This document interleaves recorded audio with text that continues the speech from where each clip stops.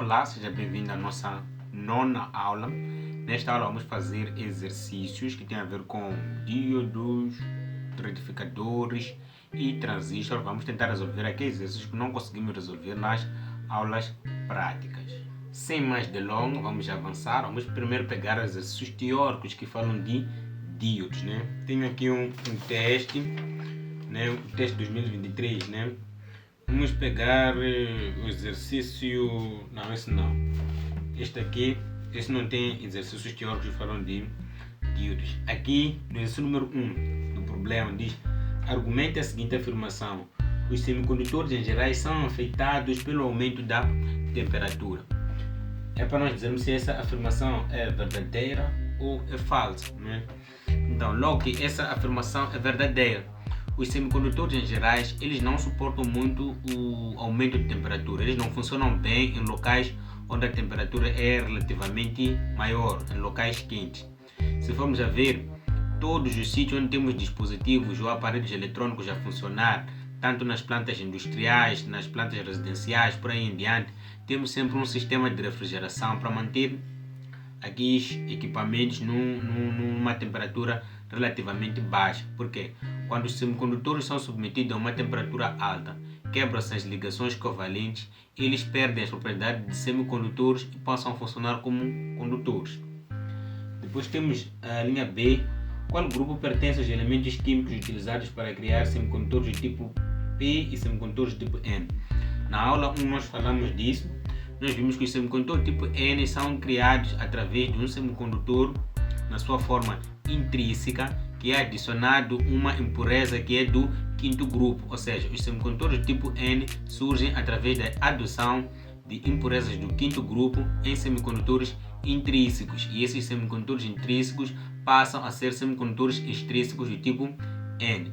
E os semicondutores tipo P surgem através da adição de impurezas ou elementos do terceiro grupo, ou seja, quando nós adicionamos elementos do terceiro grupo a materiais ou a semicondutores intrínsecos, esses semicondutores intrínsecos deixam de ser semicondutores intrínsecos, passam a ser semicondutores extrínsecos do tipo P. Avançando, temos mais um. A linha C diz: o diodo, quando polarizado direto, estraga-se. Justifique. Até nem é afirmação, é pergunta. Eles estão a perguntar se quando nós polarizarmos o diodo de uma forma direta, ele vai estragar-se ou não. É claro que não. O diodo é um dispositivo que foi fabricado ou feito para operar na região de ruptura. Aquela tensão nominal, ou seja, aquela tensão normal que geralmente danifica o diodo semicondutor, o diodo retificador comum, já quando é diodo Zener, aquela tensão não causa o mesmo efeito, porque o diodo Zener foi feito para operar na região de saturação. O diodo Zener ele pode ser usado como retificador, assim como pode ser usado como um diodo, como um regulador de tensão. E por fim, na linha D temos aqui: faça uma tabela indicando 3 zonas de operação do transistor, assim como a polarização de cada junção para cada zona e tensões. Nós, quando estivemos a falar de transistor, falamos nas regiões de operação do transistor. Eu não vou abordar muito este aspecto, sugiro que corras para ver a aula teórica que fala de transistor, porque lá tem as zonas de operação do transistor.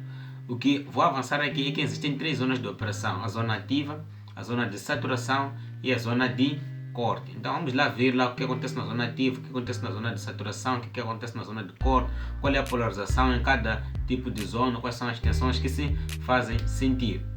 Deixa eu tentar ver aqui nesse outro teste se tem a mesma teoria. Aqui nesse outro teste aqui, a teoria é praticamente a mesma. A linha A eles perguntam, eles dizem que os semicondutores são afetados por temperatura. Para argumentar essa afirmação já argumentamos. A linha B eles pedem como é que são feitos os semicondutores tipo P e tipo N já, mas a linha C é um pouco diferente. Dizem: qual o valor da barreira de potencial do diodo semicondutor de silício e germânio? Então nós já vimos que em semicondutores de silício ou diodos de silício ou transistores feitos à base de silício, o seu valor da barreira de potencial é de 0,7. Ou seja, a fonte que nós vamos usar para alimentar uma determinada carga, sabendo que vamos aplicar um diodo semicondutor de silício, deve ter uma tensão superior a 0,7 volts. Por quê?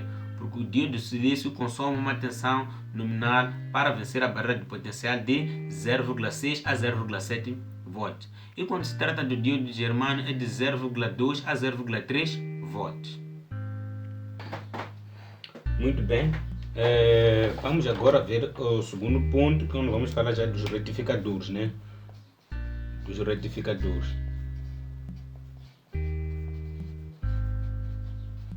Vamos pegar um exercício dos retificadores, só para lembrar. Quem ainda não viu os exercícios para os retificadores, vou deixar o link aí na descrição.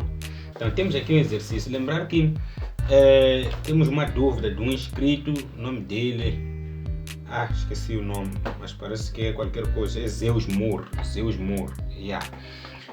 Zeus Moore. Então ele perguntava como é que podia-se determinar a tensão média, a corrente média e a potência média. Vamos usar um exemplo desse teste aqui. Aqui eles só pedem tensão média, tensão VDC, não tem diferença com tensão média.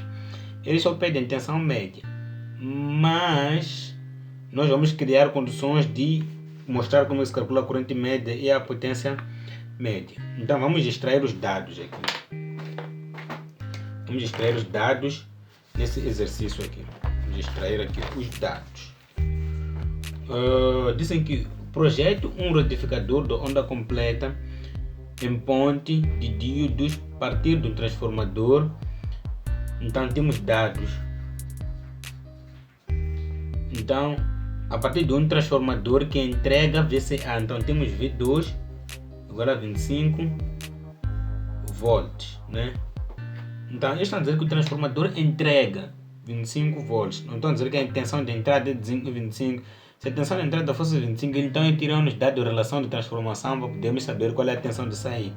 Então esses exercícios facilitaram porque já nos deram a tensão de saída.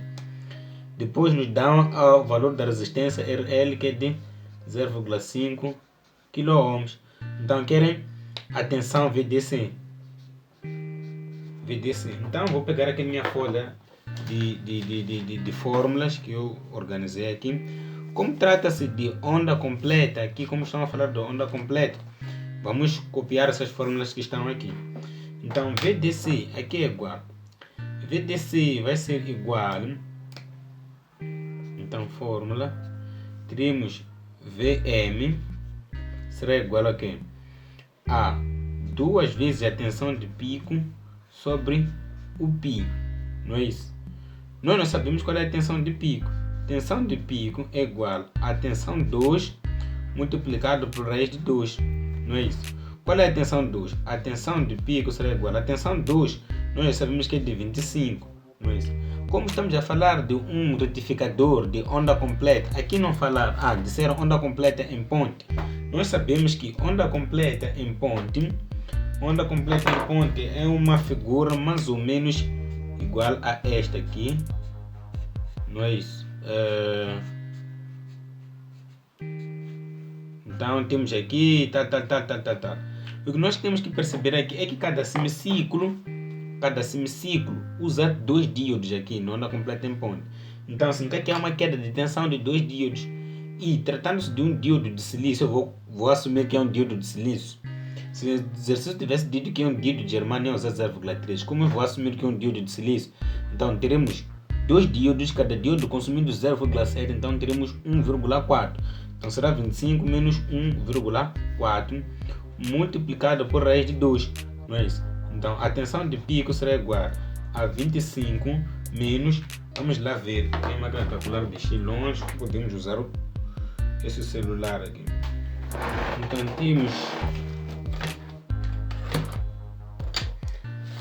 temos aqui que a máquina calcular, teremos que aqui 1,4 multiplicado por raiz de 2, não é isso, menos 25. Então temos aqui que, na verdade, a tensão de pico será igual a quê?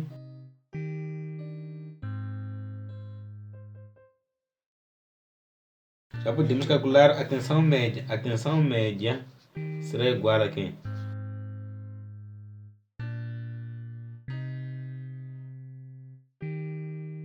A tensão média será igual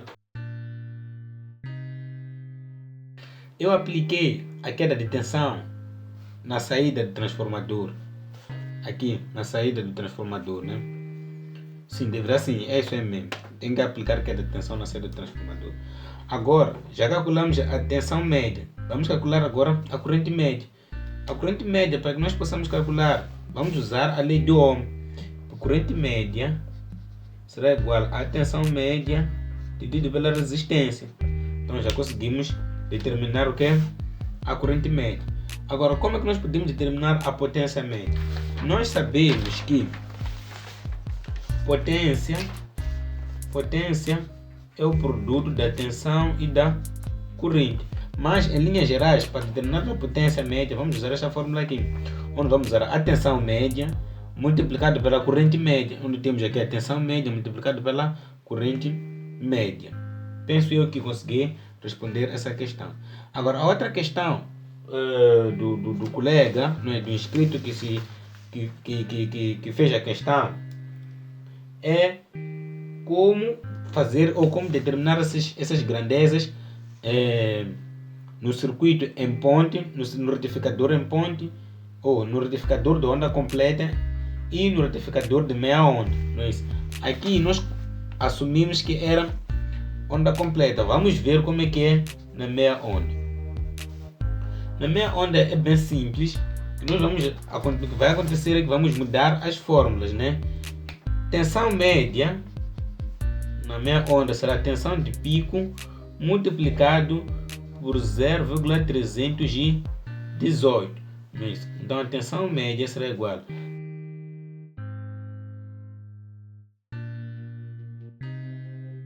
Deixa eu tentar explicar aqui. Temos uma coisa aqui, um transformador, né?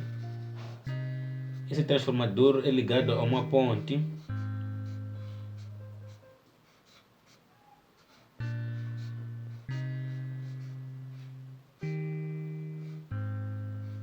Não é isso? É ligado a uma ponte.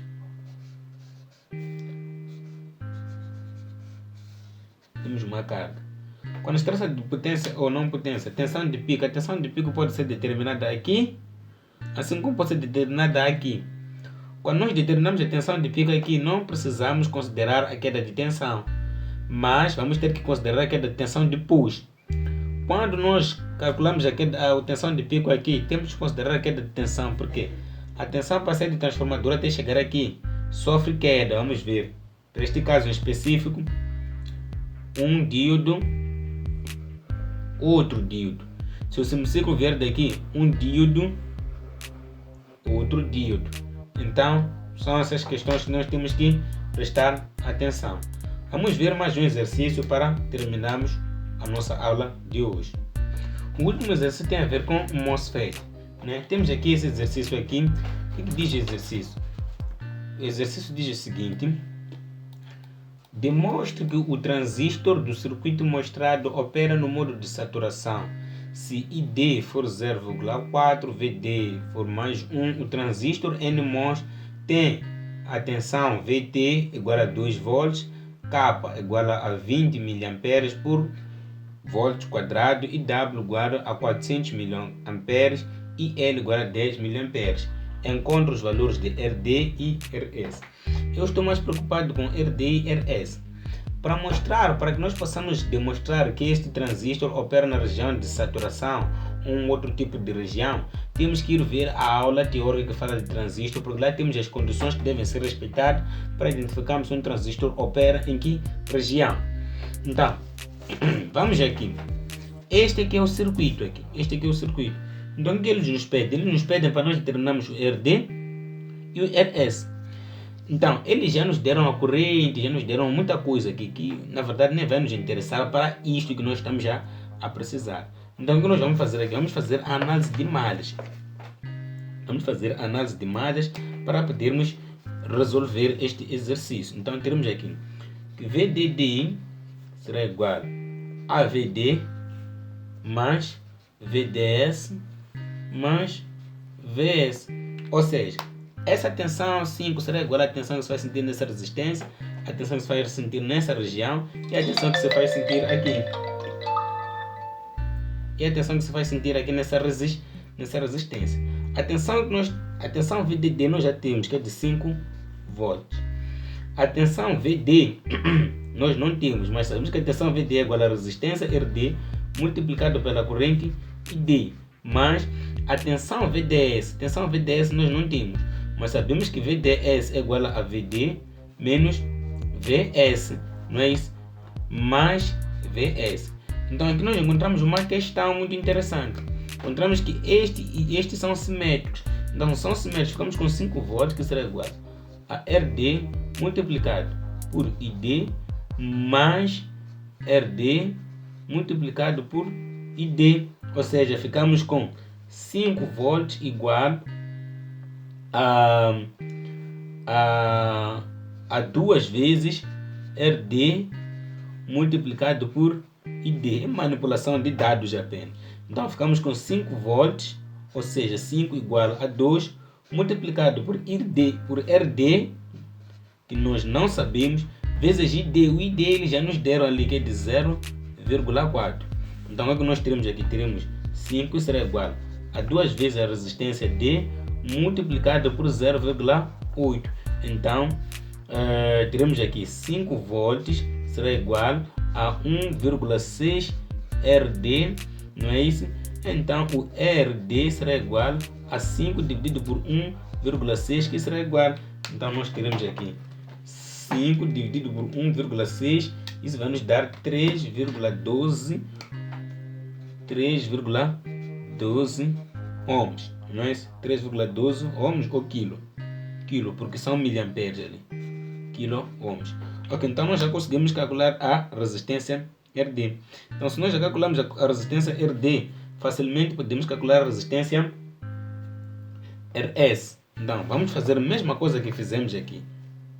Ok, agora vamos tentar determinar o RS, né? Já determinamos o RD, já determinamos o RS. Vamos usar a mesma expressão, só que agora já não vamos ignorar esses dois pontos aqui. Tiramos aqui que VDD, que são 5 volts, será igual a VD. Quanto é que vale VD?